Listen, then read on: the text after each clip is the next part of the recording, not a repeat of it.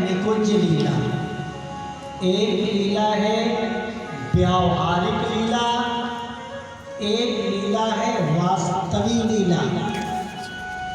उसी का पर्यायवाची शब्द है, एक है नित्य लीला, एक है निमित्त लीला। ध्यान दें, कुंज बिहारी की कला प्रथम पुरुष अवतार, जासु अंश माया ताको सकल पसार। कुंज बिहारी की कला प्रथम पुरुष अवतार, यहाँ नित्य बिहारी की भी कहते हैं। ब्रजमंडल में जो भगवान श्री कृष्ण ने रास किया है, वो रास का प्रकरण आप लोग चिंतन करें। भागवत के 29वें अध्याय 10वें स्कंद के 29वें अध्याय से रास का प्रकरण प्रारंभ हुआ है।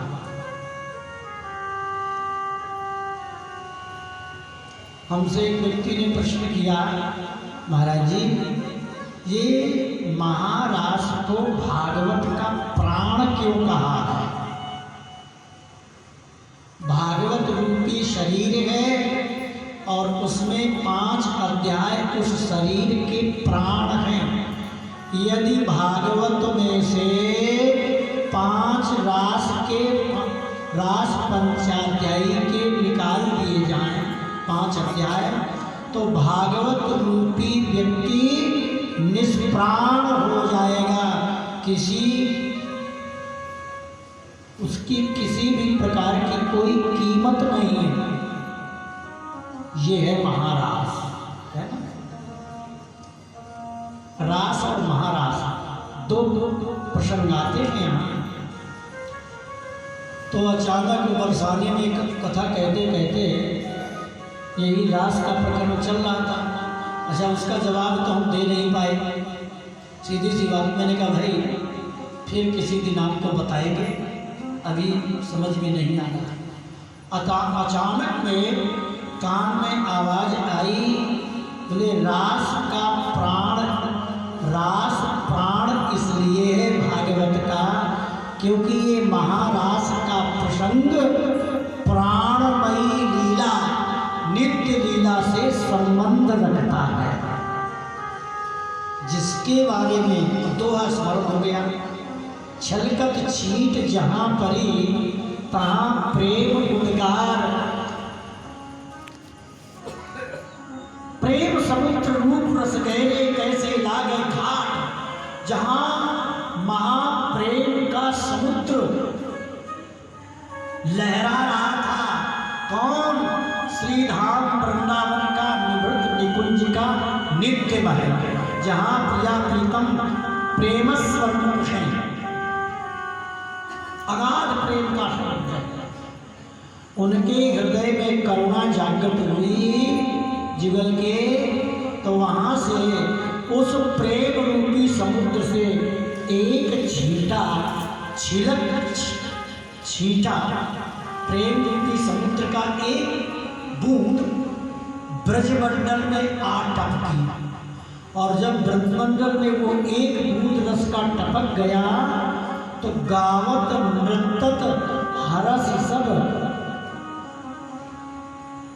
गावत नृत्यत, उसी में सब गा रहे हैं, नृत्य कर रहे हैं, हर्षित हो रहे हैं और परम उदार समझ रहे हैं कि रास के आगे कुछ नहीं है, ये रास ही महारास है और भजन करने की अंतिम सीमा ये रास है। परंतु नित्य लीला के जो उपासक हैं, जो नित्य में प्रिया प्रीतम का महाप्रेम देखते हैं, जिसके बारे में राय रामानंद जी ने चैतन्य महाप्रभु को प्रेम स्वरूप का वर्णन किया। राय रामानंद जी प्रेम स्वरूप का वर्णन कर रहे थे, तो जो वर्णन केलीमाल ग्रंथ में है, तो चैतन्य महाप्रभु ने मुंह बंद कर दिया, महाराज ये वर्णन करने का विषय नहीं है, बंद कर, नहीं कहने के लिए। उस प्रसंग को वृंदावन के रसिकाचार्य प्रकट है। वो जो महाप्रेम है, उसी रसोपासना की परंपरांतर्गत भगवत रसिक जी ने कहा, भाई इस रास महारास से भी आगे कुछ है, परंतु रास के पास तो पहुंचो। ध्यान रखना है, 24 अवतार को समझे बिना, राम लीला को समझे बिना कृष्ण लीला बिल्कुल समझ में नहीं आ सकती, और कृष्ण लीला समझे बिना निवृत्त निकुंज की नित्य लीला बिल्कुल समझ में नहीं आ सकती। उदाहरण में जो ग्रंथ में वर्णन किया है कि भगवान साक्षात नृत्य करते हैं, विचरण करते हैं वृंदावन में, महापुरुषों ने उनको देखा और देख करके शिष्यों को मंदिर के रूप में विग्रह विराजमान कर। तो ये विग्रह जो मंदिर में विराजमान है, ये प्रकट स्वरूप है। इन प्रकट स्वरूप का भजन साधन करते करते अप्रकट जो नित्य स्वरूप है वो इन प्रकट के माध्यम से प्रकट हो जाता है। इसलिए ब्रज लीला को समझने के बाद ही हम नित्य लीला समझ रहे हैं, समझ सकते। तो भगवत रसिक जी कहते हैं, प्रथम सुने भागवत भक्त भगवत वाणी। यदि आपको रास की प्राप्ति करना है तो आप मेरी बात समझिए। भगवत रसिक जी कहते हैं, हमारा समझाइए। सबसे पहले आप किसी वैष्णव भक्त से भक्त मुख भगवत वाणी, पहला नंबर भागवत और दूसरा नंबर भगवत वाणी। भगवत वाणी माने भगवत गीता। इसको प्रेम से सुनिए वैष्णव के मुख से, तो भक्ति का रहस्य समझ में आएगा। ऐसे डायरेक्ट सीधे नहीं पहुंचोगे भाई। अच्छा हमारा ठीक है, पहली सीढ़ी हो गई, तो दूसरा द्वितीय आराधे भक्ति व्यास नवभारती बखान। दूसरी सिद्धि है वेद व्यास जी ने श्रवणम कीर्तनम विश्रोह स्मरणम पाद सेवनम अर्चनम वंदनम दास्यम सत्यम आत्मनिवेदनम, ये 9 प्रकार की भक्ति है। पहले कथा सुने और कथा सुन करके भगवान के चरणों में प्रेम होगा, नाम संकीर्तन करो, फिर एकांत में स्मरण करो। ये 9 प्रकार की नवधा, 9 प्रकार से धावन करना माने दौड़ना, भगवान से मिलने के लिए 9 प्रकार से दौड़ने को नवधा भक्ति है। तो वेद व्यास जी ने जो भागवत में 9 प्रकार की भक्ति बताई है उसको स्वीकार करो। मंदिर की सेवा, विग्रह की सेवा नवधा भक्ति के अंतर्गत आती है। अच्छा ठीक है, और तीसरी सिद्धि का नंबर क्या है? नित्य करे गुरु समझी। तीसरा नंबर है गुरु दीक्षा ग्रहण करो। यदि तुम्हें रास लीला प्राप्त करने की इच्छा है तो रास बिहारी राधा कृष्ण के अनन्य उपासक किसी विरक्त परम संत से दीक्षा ग्रहण करो।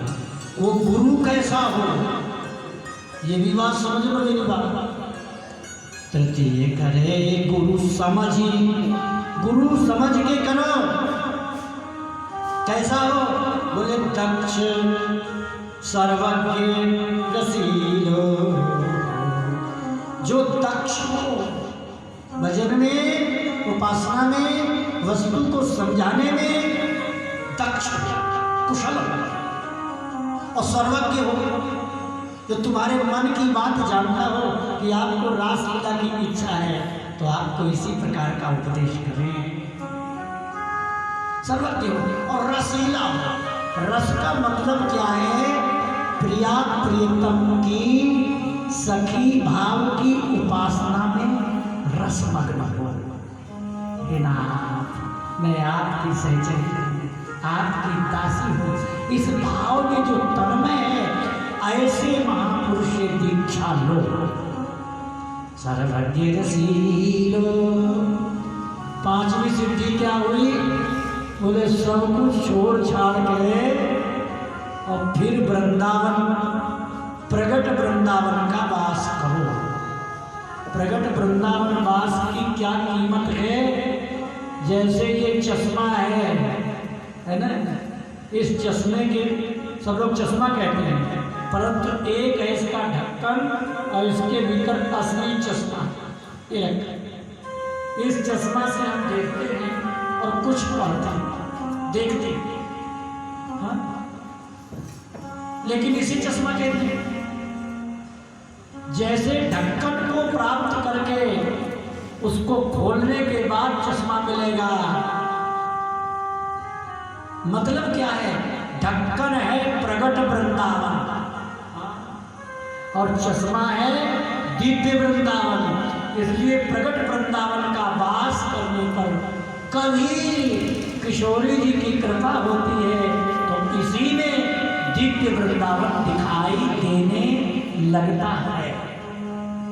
इसलिए चैतन्य महाप्रभु के प्राणों से प्यारे, जिनको जो एक मिनट के लिए महाप्रभु को छोड़ना नहीं चाहते थे, जिन्हें महाप्रभु एक सेकंड के लिए त्यागना नहीं चाहते थे, ऐसे परम वीतराग, परम प्रेमी, परम त्यागी श्री रूप जी, सनातन जी, गोपाल भट्ट जी, रघुनाथ दास गोसाई जी, चैतन्य महाप्रभु के धाम जाने के बाद रघुनाथ गोसाई जी गिरिराज जी के ऊपर चढ़ करके आत्महत्या कर रहे थे, विरह सहने।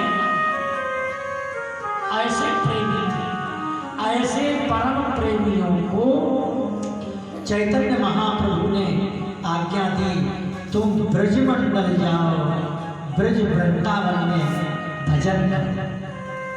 क्यों आज्ञा किए थे? भोले बाबा ने नरसिंह जी को जूनागढ़ में दर्शन दिया। वो जूनागढ़ को भी वृंदावन बना सकते थे, परंतु नहीं, ल्याए वृंदावन। इसी वृंदावन में शंकर जी नरसिंह जी को लाए और रास का दर्शन कराया। इस प्रगट वृंदावन की बहुत कीमत है। प्रगट संतों की, प्रगट गुरुदेव की बहुत बड़ी कीमत है। यदि हम प्रगट गुरुदेव का दर्शन नहीं करते, प्रगट गुरुदेव की सेवा नहीं करते, तो बताइए अप्रकट गुरुदेव हमारे हृदय में कैसे आ जाएगा? बाहर की वस्तु भीतर आती है। प्रगट ठाकुर जी की सेवा करने से यही हृदय में दर्शन देते हैं और साक्षात दर्शन भी होता है। तो मैं कह रहा था, चौथे होए विरक्त बसे बनराज जसीन। अच्छा, यहाँ तक तो हम लोग हाथ पैर पीट करके जैसे तैसे परंपरा का निर्वाह किया। हम लोग माने बाल उड़ा के बैठे थे, आपकी बात नहीं है, विरक्तों की बात है।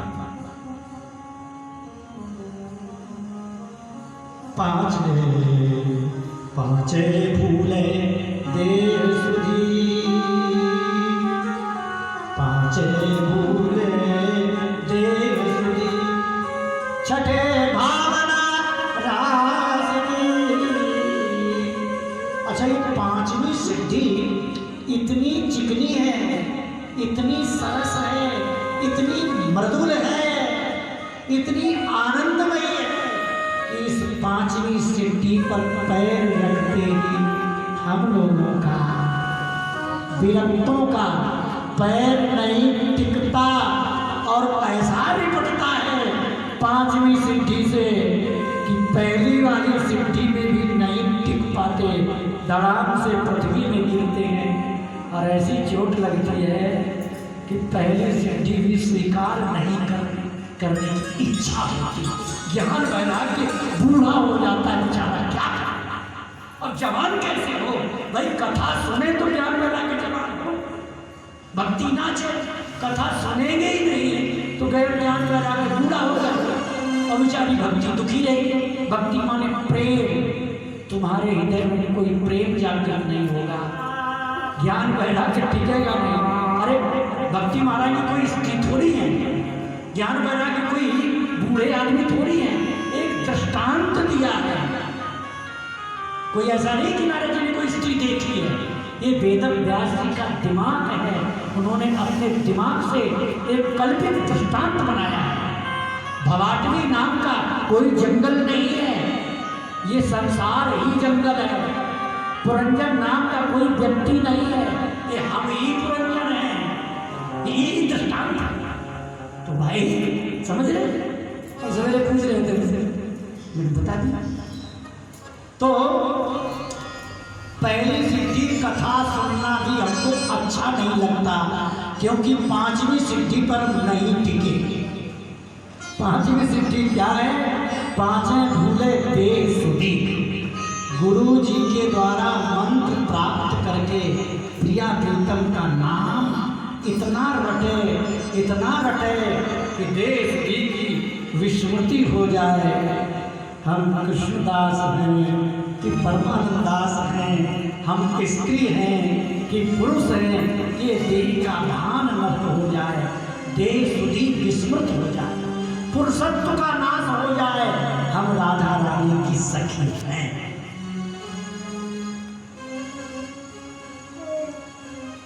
छठे भावना रास की, जब एक शरीर से दूसरा दिव्य सहचरी शरीर प्रकट होगा, वही सखी शरीर वृंदावन में बंसी बन में रास आदि के चरणों की सेवा प्राप्त कर सकता है। ये है छठी भावना रास की।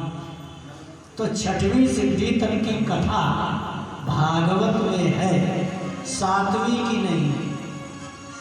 सातवीं की सिद्धि का वर्णन हित चतुरासी में, श्री भट्ट देवाचार्य जी की वाणी में, श्री हरिव्यास देवाचार्य जी की वाणी में, महावाणी में, स्वामी श्री हरिदास जी की तेरी वाणी में, सातवें पावे रीति रस श्री स्वामी हरिदास की, जो असली रस की रीति है, जहाँ पर सब ऐश्वर्य छिपाए पाए परि दीन भयो अभिमानी, सब ठाकुर को ठाकुर हरि ता ठाकुर को ठाकुर ठाकुराई। जिस देश में यदि तुमने भगवान कह दिया, ईश्वर कह दिया, तो श्याम सुंदर को बहुत बड़ी गाली दे दी और बहुत बड़ी बेइज्जती कर दी।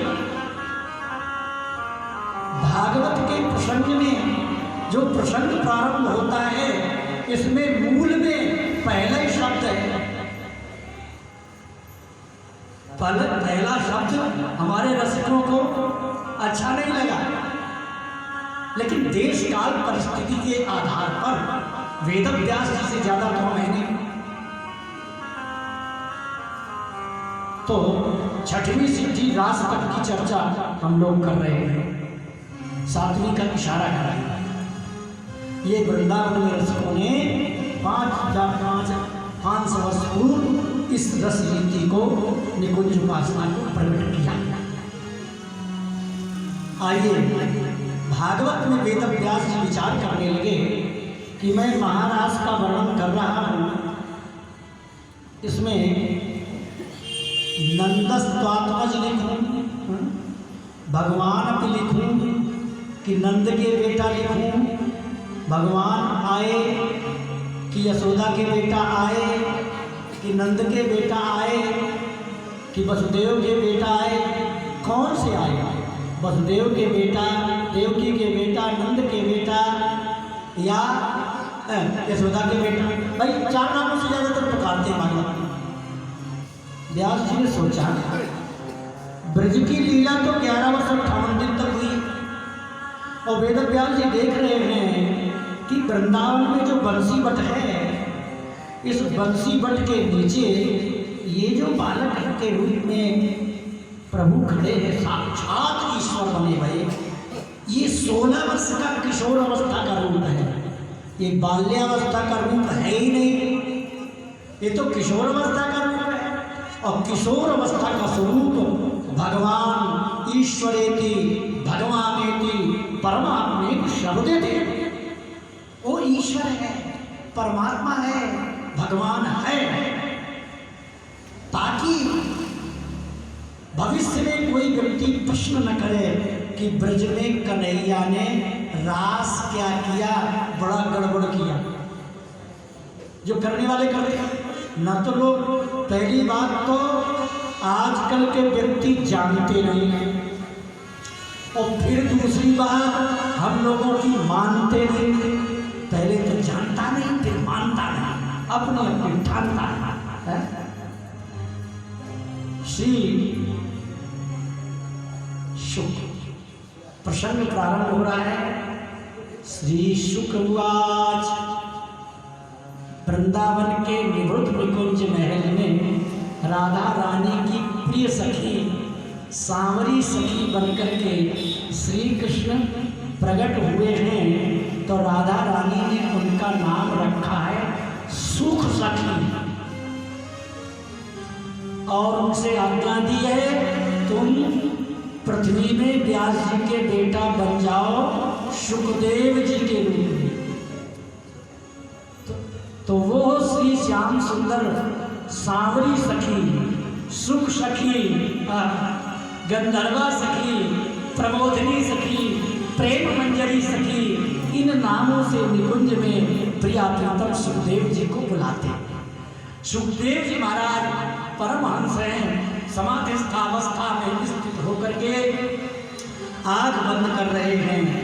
व्यास जी लिख रहे हैं, श्री माने राधा रानी, अशुक माने सुख सखी। राधा रानी की सखी बोलो वृंदावन बिहारी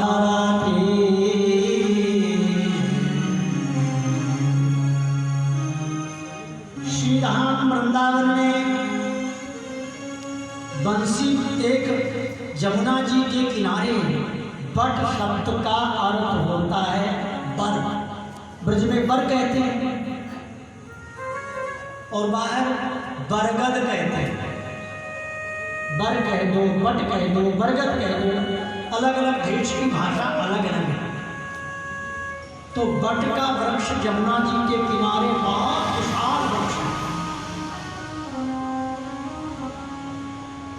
शरद पूर्णिमा की रात्रि को संध्या कालीन बेला में चंद्रमा के उदय होते समय साक्षात भगवान प्रकट हुए।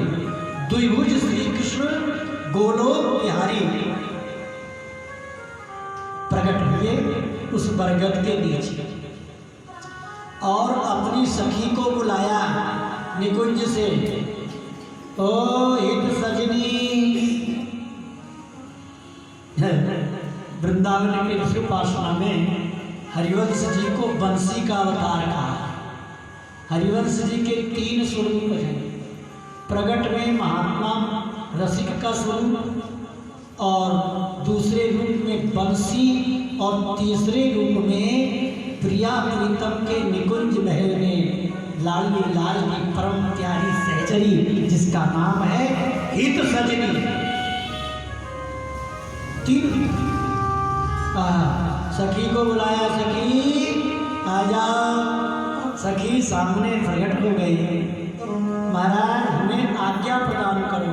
हमारे चाचा वृंदावन दास जी ने एक बहुत अच्छा भाव दिखाया है, वर्णन किया है। बोले अरे सखी, बोले जी महाराज, अरे मुरली, ओ बंसी जी सरकार, आज्ञा तो करो ना। रटरी मुरली, रटरी मुरली, राधे राधे, रटरी मुरली,